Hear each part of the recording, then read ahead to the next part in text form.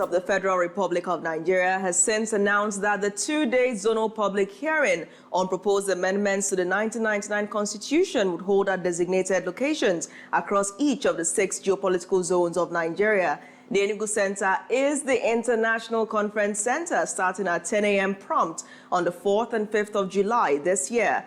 The objective of this national exercise is to democratize the reform process by gathering the views of Nigerians on constitutional issues, including governance structure, women's inclusion, devolution of powers, state policing, electoral reforms, local government autonomy, state creation, among others. So what is the priority of the state in the amended constitution? Before we begin, a section of Enugu residents speak. Let's take a look. The question is that it will go well, because Nigeria is in completely total gaga. We are not moving out, it's like we're on a flat tire, simply because we don't have a constitution that really, gives us, space to operate. A referendum is supposed to be part of the constitution. So that if people are tired of, what is happening in this country, they can now, conduct a referendum and then opt out. Very excited when I heard it, because it's very good that we touch our constitution, because many things has been going out of hand. We need to reshuffle things. We need amendments so we can be able to move forward in this nation. That people will be allowed to say their mind. Yeah, because in this country we are being led like animals. Okay, so but it's very good that we allow people's opinion.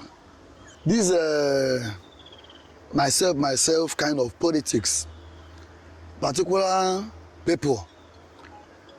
people being in the leadership of the nation for a very long time, that we really need to touch it. I don't really see anything coming out of it. You understand? It's just they are doing it just for the purpose of doing it. At the end of the day, they will still do what they want to do. You understand? And for me, what I think we need an overhaul of our constitution, complete overhaul of our constitution. We don't need to review it. You understand? This constitution was given to us by the military. This review, for me, it's haphazard way of, solving this issue of our constitution. We really need to elect people who come to a constitutional conference and deliberate and get a new constitution for Nigeria. It has been awaiting for years. Some states we are meant to be added. If they could do it and do it orderly, probably Southeast need more 3 states. Because other states, other regions, we have 6 geopolitical regions. Other regions we have been marginalized. We Southeast have been marginalized. Others have 6 states. It's only we Southeast that have 5 states. So if they can make the resource control equal, after all, the Southeast and South-South are the people getting the major resources the country is using. I mean, the part of constitution I want the government to touch is an area of fundamental human rights.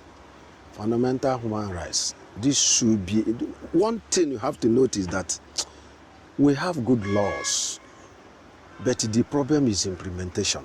In the new constitution that should be reformed, there should be steep penalty for people that violate the constitution. The constitution should be followed succinctly, and the provision should be strictly implemented. And no matter whose ox is God, this constitution is not a respecter of anybody. Therefore, anybody who goes contrary to the constitution, there should be other laws meted for such people, and it must be carried out. Whether the person is president, whether this person is a common man. Therefore, everybody has equal right to obey the constitution and be. On today's show, the spotlight will turn to women's inclusion in the proposed review, the Reserved Seats for Women bill. This is Enugu Kwenu. I am Nathalie Ugwu. Good evening.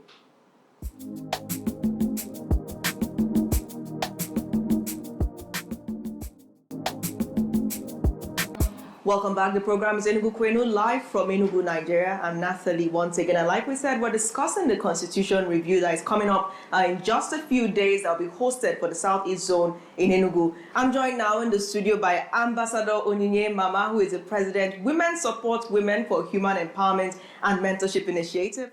And also with her, Dr. Adaora Syndey-Jack. Welcome to the program. Thank you very much. Thank you so much. All right. So let's jump into this right now. People have been calling for restructuring. People have been calling for a new constitution. People are calling for an all-round overhaul of the constitution. Could you please tell me where you stand on this? Are you just calling for one thing, or you want an entirely new constitution altogether? All right, my name is Dr. Adaora Syndey-Jack. I am the Southeast Zonal Coordinator for the Reserved Seats Bill. That's the Southeast Zonal Coordinator for the Reserved Seats Bill. Go ahead. Yes, absolutely. First, I will speak as a citizen and as a Nigerian. And I think that if you look at the Constitution and the way that it is shaped, it begins with we, the people of Nigeria. However, when you look at the intricacies that define the Constitution and look at the democracy that we inhabit, you would realize that a lot of people seemingly feel unmapped by voices, by representation, by participation. And that is not because we do not have a constitution that works, but we do not have a constitution that seems to represent inclusion. And so when you're talking about reformation, you're thinking about refining how the voices are placed. It then now becomes important for us to look at mapping the constitutional review amendment and how and those sections are supposed to benefit not just the Nigerian citizens, but from Nigeria to the Committee of Nations and as a representation of Africa at the global stage. And so now we are talking about judicial reforms. We're talking about electoral reforms. We're talking about separation of powers. We're talking about devolution of powers. We're also looking at policing, state policing. We're looking at state creation. We're looking at inclusive governance. So in total, you're looking at a constitution that seems to look at every citizen as a stakeholder. And I think that is why it's important for us to own this process. And so speaking as a Southeast Zonal Coordinator, I would now bring it down to the fact that when you're thinking inclusion, you're thinking the Constitution, you're also thinking at the currency of the demography, which is, of course, when you talk about women. Right. And that is where I want to lay it down first, because inclusion is what defines democracy, and democracy is what activates the Constitution. That's right. Okay, Onyimama, would you like to weigh in on that? Your stand on the Constitution and the issues that you hope perhaps this reform would rebirth. Okay, so there are about 5 sections in the Constitution that needs to be looked at. I think there's section 38, 24, 18, and I think between 46 and 47 that concentrates on how we should decentralize power, make sure that everybody becomes a voice, and further inclusivity in all that we do in governance. So this is time, and this is time. Not just that it's time, the time is getting even late for us at this age in the 21st century to still be widely clamoring for the inclusion of women, where we should be talking about what women have achieved long ago in governance. I was in Rwanda and I saw things that baffled me. I looked at the head of the parliament, a young woman who I was older than, and lots of other supportive women sitting in the parliament, and it wasn't even as if they were being favored. The country believed in what they can bring to the table, and then I could measure it up with Nigeria, and I tell myself, 21st century Nigeria should have gone further than this. All right, so let's talk about the reserved seats for women bill. Some people have heard this before, some might be hearing it for the first time. So could you walk us through, Dr. Adaora, what this truly stands for? Break it down for us. All right, so I would say that the additional seats for women's bill, the SB 440, as it's tabled on the Constitution Amendment Review document, talks about a bill for an act to alter the provisions of the Constitution of the Federal Republic of Nigeria in 1999 to provide additional seats for women in the Parliament, that is the National Assembly, and at the State Assembly level and other related matters.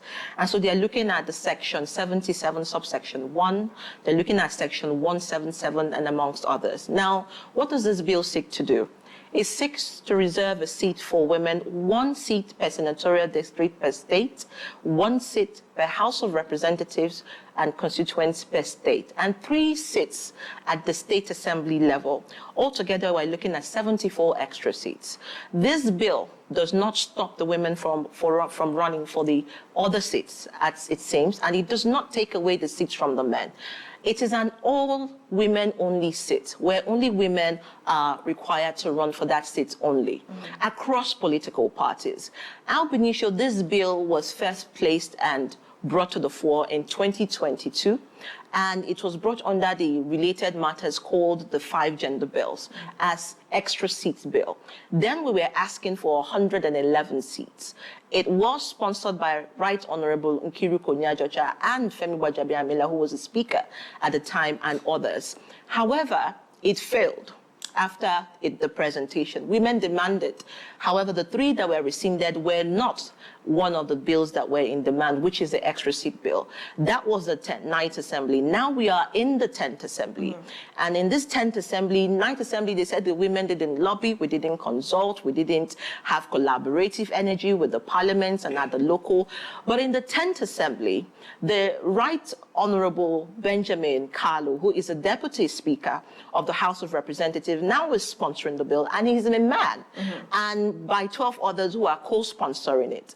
And it has seen enormous support and endorsement from the President of the Senate to the executive, the governor's wives, governor's spouses forum, and young Nigerians in mass supporting this bill. So at this moment, what we are looking at, the reserved seats bill for women, is that it is not a women's only bill. It is a bill for Nigeria, because when women are on the policy table, what we seem to get is development, sustainability, and that is what the reserved seats bill for women seeks to do. All right, we're going to come back to this conversation, but first we want a quick break now. Enugu Kwenu returns in just a minute. Stay with us.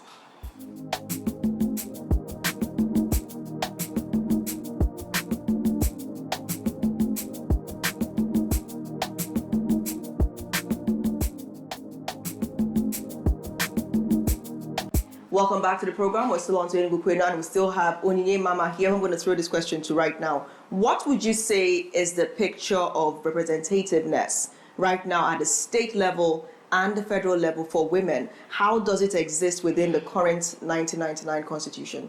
All right, so, the picture, it's all glaringly very poor. At the state houses of assembly, we have about 3.6, ownership of seats there. At the Senate, the same volume, and globally, it's still within 7.2, and it's really, really poor, right? If we had taken a nudge out of what it used to be, maybe close to something 35% affirmative, we would have given ourselves a pat on the back to say, yes, we've climbed. Okay, using Enugu as a case study, we declined from 4 in the State House of Assembly to 2. We went from having a woman as the deputy governor to not having a woman at all. We went from having lots of women as figureheads in the political circle into having very few. But fortunately, in this regime, we have like 50 women who are appointees. But you believe me that appointees are, they're exclusively reserved for the person who is appointing them. Right. So we're looking at women coming to where they will stand, sit, and decide in the same volume with the men. So the picture is really very poor, and I think we need to do a whole lot around bringing women. The picture I always paint is we are not favoring women by bringing them to the table. You see, these women have multitasked for so many years of their lives as workers, as church workers, as wives, as, people in the society, and they have lived up to expectation. Why do you think that people with the same volume of capacity and ability cannot do much more further in the governing circle? So, there's a whole bag of deceit to all of these political intrigues that will find bedeviling, the Nigerian sector and politics. So, chauvinism and patriarchy is really fanning the space for men to let us in, because they know what women bring to the table. you will agree with me, Natalie, that no person would explain pain more than a woman. So when you tell a woman that a child is hungry or poverty is eating up a place, that woman really thinks about a child and envisions a family. And in that same sense, she comes to lead. Okay. So she will think about bringing everything That's true. to its importance. Okay, let's come back to you now, Dr. Adaora. You are the Southeast Zonal Coordinator. How is this being received among the Southeasterners? Tell us about that. I think, first of all, I want to say the public hearing that is coming. Yes, we're going to get to that. Yes, in terms of the fact that the reserve seat bill is coming at this time. Remember, electioneering fever is already being muted. People are trying to consult and alignments are happening. It is happening at a time where there is heightened interest in political representation. And so the conversation is diverse, both from women, from men, from young people. And it is so significant because what then it does is that it brings it to the forefront and on the table as a defining factor, not just for our democracy, but for the kind of election that we will be seeing come 2027. Remember that the reserve seat bill, as often muted, is supposed to be reserved for women. But remember that women bring longevity, like she mentioned, in terms of development, in terms of sustainability. And I dare say that for the first time in history, the 10th Parliament, through the leadership of, Tajuddin Abbas, the Right Honourable Speaker, the Deputy Speaker who is leading the reserve seat bill, and that of the President of the Senate, of course, His Excellency Godswill Akpabio, is looking at putting efforts to walking their talk, to going from political promissory notes to activation. And it is seen in the fact that in the space that we have seen the Constitution review amendment process, they have decided to put this at the front burner, engaging civil society, engaging women.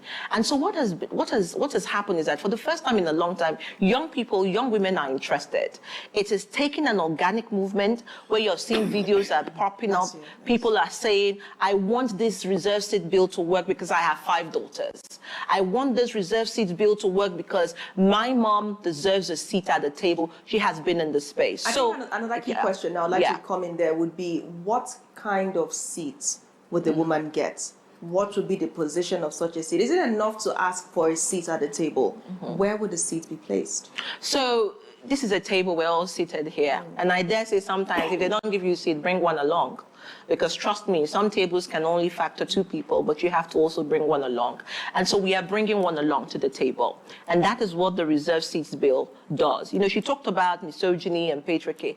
And I was just looking at the video while you were speaking, vis-a-vis when she was speaking. And all I could see was a head bob of men. It's a boys' club. You cannot deny us that. And the truth of the matter is that because it's been a boys' club for so long, patriarchy has allowed itself to normalize, even within the political, hierarchy. So in terms of bringing the seats to the table and what kind of seats the women will have, it is showing that the reserve seats bill for women not only presents a seat, but presents a presence for women in policy direction, in policy making, and activating implementation. I would say to you, and I will say this clearly, that oftentimes, the conversation around women's participation may not be one of, exclusion. It could be one of ignorance. And that's why conversations like this are so, so important, because what it does is that it takes it off the table from, just the living rooms and into the social spaces and the community.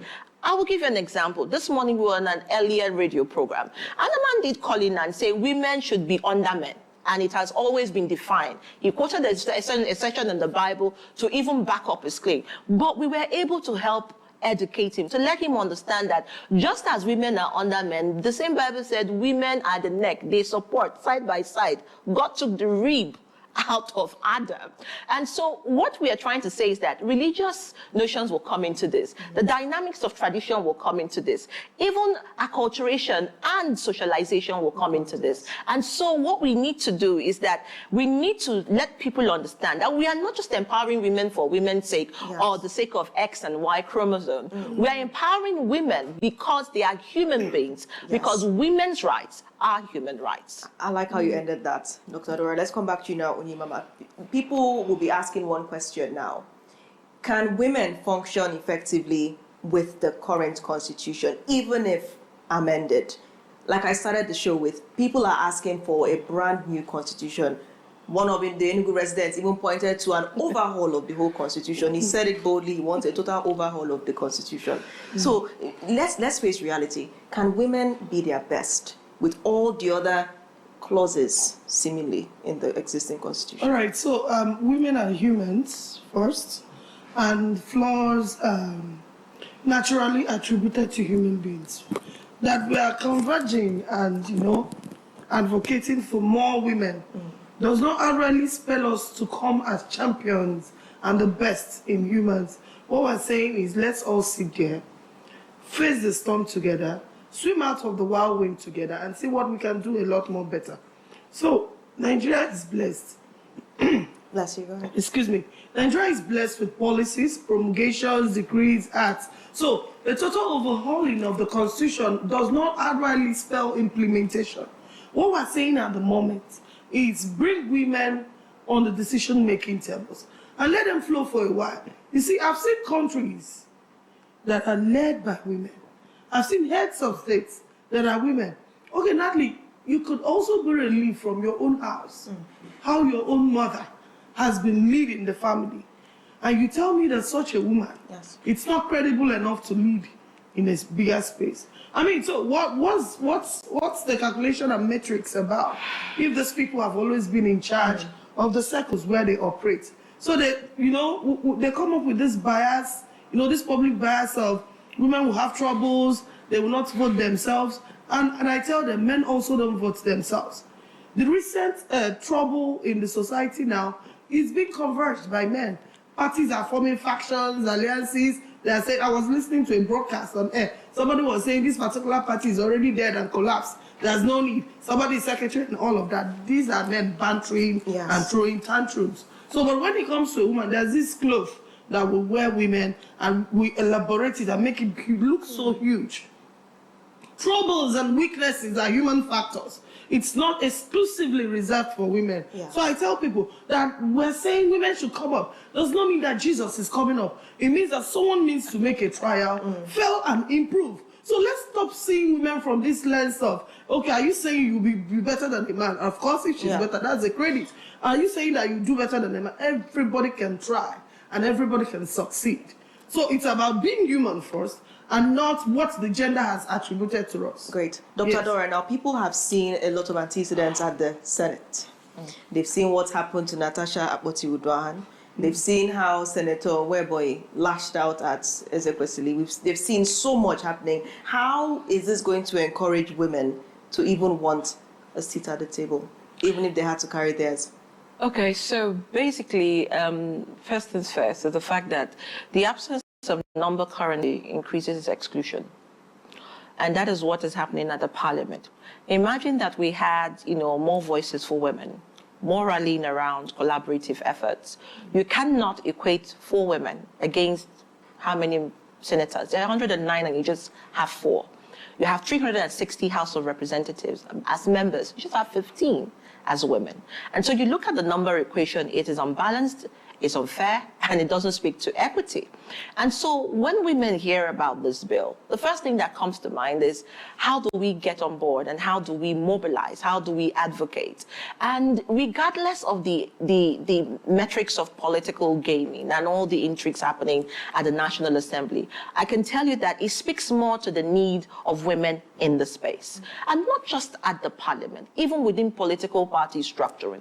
Remember that this bill is only seeking as a temporary measure of 4 election cycles, which is 16 years. And after 16 years, it will be reviewed to see at least how the efforts have seen more women get into the political space, not just as parliamentarians, but active political participators. And so I say that the call for the reserved seats bill for women speaks to activation of women's interest, especially those with capacity and those with the genuine interest in seeing women's voices mapped in representative position. If you look at the ministerial appointments as well, even though it may not be much, but the president has also given his word at the last democracy joint session on live television that come December 2025, he wants to see the reserve seat bill and wants to see that bill passed. And so that's a charge.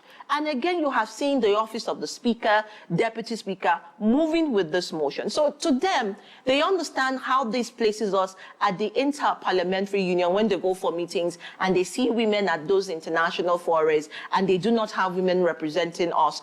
It speaks to them. I know that they have spoken about it privately and have been seeing the metrics as people will equate to Nigeria 39 out of 39 in global rankings when it comes to women's representation, yet we are sort of, in quote unquote, giant of Africa. The president is the chairperson, the chairman of ECOWAS, the Economic Community of West African States. And so you're talking about Africa as the giant when it comes to population currency, where half of this population are women, votable, and also voters. So we cannot have them on the currency of voting and as voters, but we will say to them, you cannot be voted for. So what this bill seeks to do is that it dismantles the socialization of women's inclusion in politics and in representation, so that the next generation of girls can dream to lead and believe it. Okay, thank you so much. So we're going to go on a quick break now, and when Enugu Kwenu returns, we're going to be getting insights on the public hearing, finding out what to expect, how can we all be a part of it, so to speak. Like we said earlier, it starts on Friday up until Saturday at the Enugu International Conference Center. So we'll be joined by Honorable Princess Obiajulu Ugwu. She'll come and tell us exactly how we can all be a part of this public hearing. Enugu Kwenu returns in just moments. Stay tuned.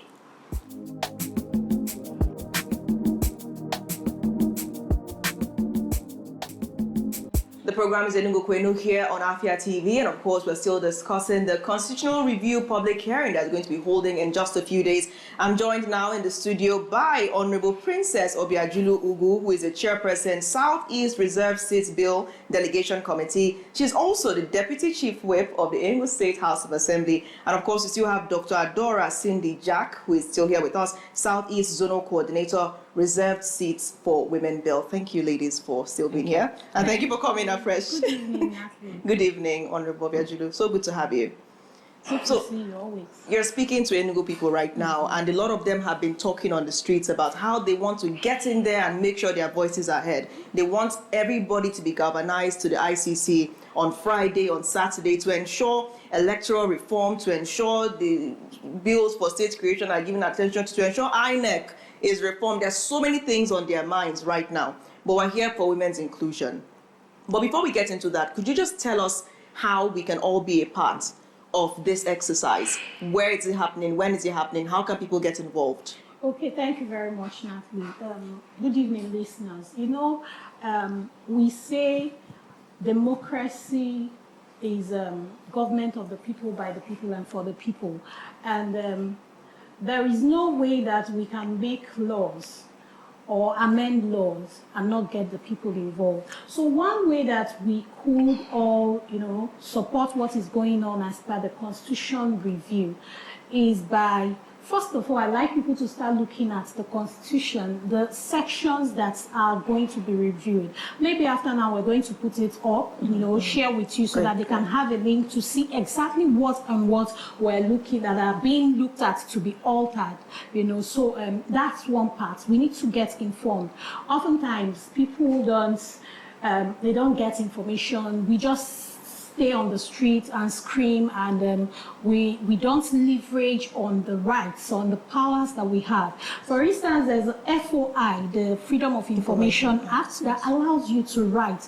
I remember I worked with a civil society organization, and several times I'd written to different government parastatals for their budgets, and they obliged me. But most times we don't do these things. We need to engage. We need to get information, get to know the bills, know the ones that they are seeking to alter, know what we feel that should be. There's a place that they can be saying maybe 20 years imprisonment for someone who doesn't vote. And the citizens, if they don't know about it, you let it pass. And you wouldn't even know that when you don't vote that you're liable to go to 20 years imprisonment. But if you have the information handy, you can now know what you are, what your input will be to what you deserve and what you desire. Yes. If you're not going to be able to, bring it in as an individual, you can also look around and see organizations or committees that are putting up memorandums, that have the right to put up memorandums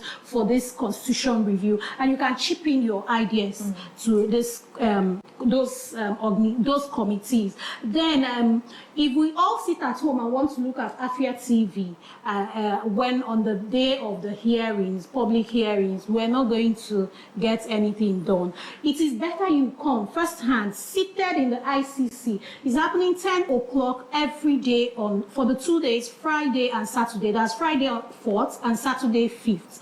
And it is open for everyone. And you can even do as much as, if you think that your own won't be heard, bring up a placard and say, oh, in this agriculture, in the review that has to do with agriculture, these are my thoughts. Put it out. I know Afia TV, I trust them to capture such things, and even other media houses. So we're calling out on everyone. If you are in Enugu and you're not from Enugu, you're from the southeast, Anambra, Ebonyi, Imo, Abia, please, this is your bill. You need to come and make your input, your own input. Don't sit at home and wait for, it is their thing, let them do it. Please, it is no longer their thing. It is our general thing. The bills are for the people. People need to understand that this is not an Enugu thing. It's happening across the southeast. Enugu is just hosting this. So let's come back to you now, Dr. Adaora. People will be asking questions like, what is the point of going, of even thinking of going there? I'm sure they're going to select the participants that they think should be there. They'll be wondering how the participants will be selected.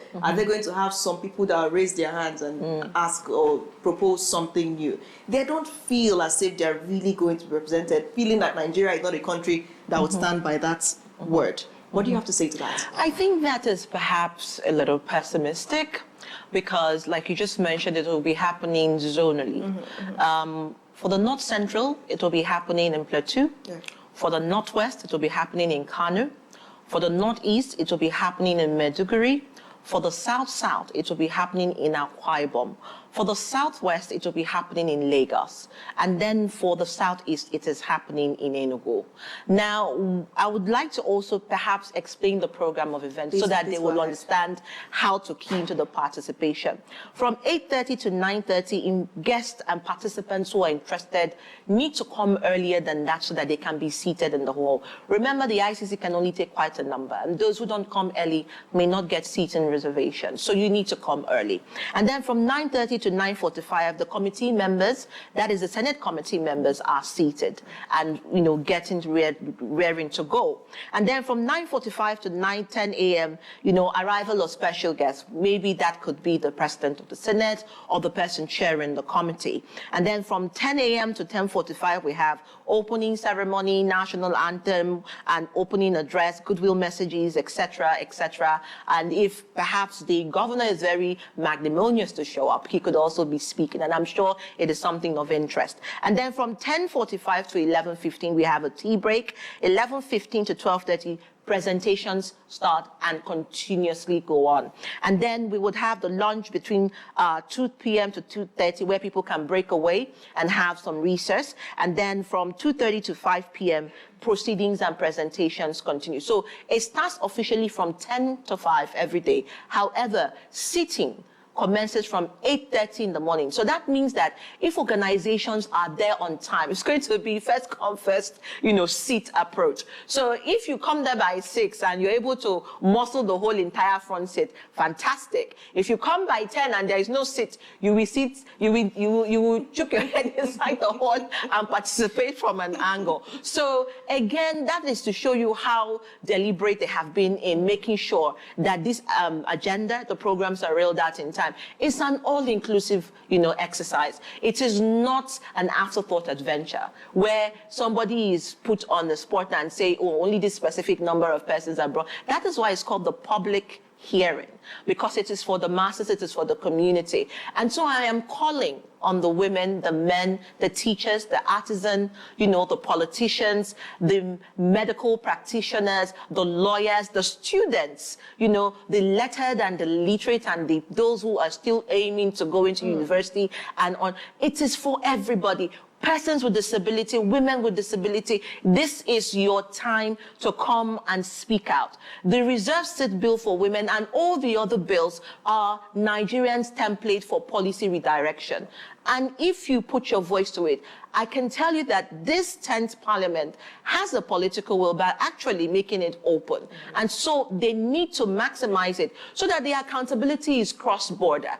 It is not just us holding leadership accountable, but it's also holding our voices accountable and bringing it to account. I mean, that very well said, very well said. So let's come back to you, Honorable Obiajulu. People now watching this program will just be wondering why nobody is talking about the language of the Constitution. It's sometimes can be confusing for many people. It's legal terms. It's, I understand that the law has to be far-reaching. The long arm of the law, they say, will always catch you. That's why there are lots of, why isn't anybody talking about simplifying this language? There is no ambiguity, and everybody, you talked about understanding, so that everybody can understand and really get a grip of what the Constitution is saying. Is that even possible? Okay, so the language of the Constitution, like I told you when I spoke the first time, most times people they've not even tried to assess the Constitution. So they don't even know what the language is like. Some of us don't even know what the language is like. It's not what you know that you now begin to say, okay, this is not okay how it is. But for now, we have people who their job most of the time is to interpret the law, the Constitution. But I will say it is one step at a time. This is another issue that you're raising right now. And it's giving me a sense, just because I can understand what is written in that Constitution, it's not very easy for everybody out there. But we must start from one step first. We'll count one, then we'll count two. This is what we're looking at for now, the review. Yes. After this review, maybe there will be another review soon. And then we want people to now begin to talk about truly the language of the Constitution. Now let's come to you. You are already in the system. You are one of two women in the Enugu State House of Assembly. You have been waxing strong. You have been carrying Afia TV along in every other thing that's been going on. What's it like for you? And why do you think it's essential that this seat is reserved? Now, I will say that this reserved seat bill for women is specifically for me, because it is going to strengthen me. If I have more sisters in the house, it's just me and one person, I will always make this reference. And so there is something to vote on. Say menstrual hygiene for menstrual towels for public schools for students.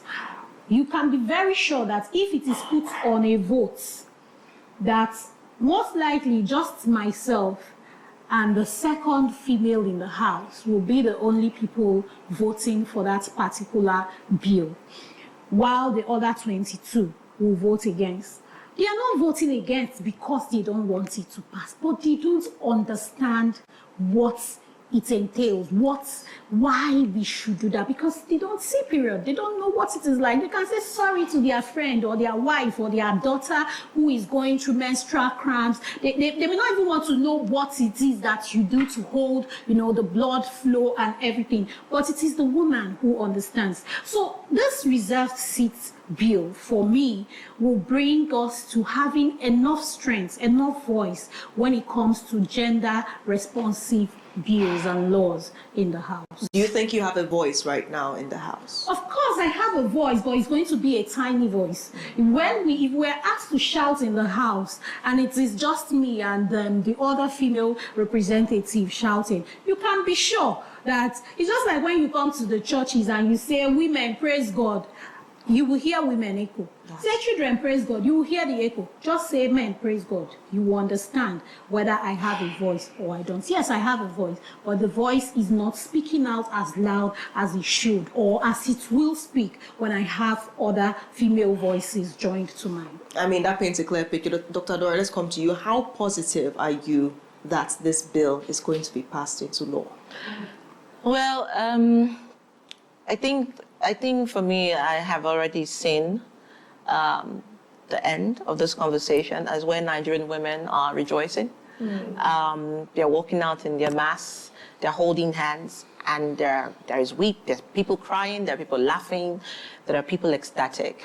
I see this bill as a history-making bill, a legacy-shaping bill, not just for the 10th Assembly, but for Nigeria in the Committee of Africa, for the Nigerian women. And I say this begins the healing journey because we are broken on fragment lines, and the trauma of exclusion, you may not know how deep it has cut.